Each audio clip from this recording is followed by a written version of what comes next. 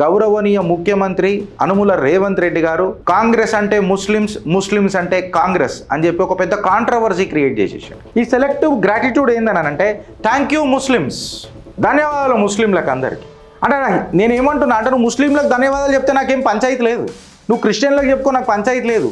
మళ్ళీ క్రిస్టియన్లకు ఎందుకు చెప్పలే, హిందువులకు ఎందుకు చెప్పలే, పార్సీలకు ఎందుకు చెప్పలే, జైన్లకు ఎందుకు చెప్పలే? ఓటర్ మహాశయులకు ధన్యవాదాలు అని అంటే ఎట్లుంటుండే? ఒక ముఖ్యమంత్రి స్థాయి వ్యక్తిగా మాట్లాడాల్సిన మాటలేనా?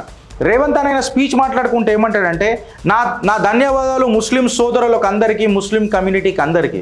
Barrister Asad bhai, Kausar bhai, Faraz bhai etcetera etcetera డింకా అంటే పక్కకున్న హిందూ నాయకులు రేవంత్ అన్న వెనుకకున్నోళ్ళు చూడు ఆమెకి ఆ బైగన్ బనానే ఏదర్ అని చెప్పి వాళ్ళు ఆలోచిస్తున్నారు.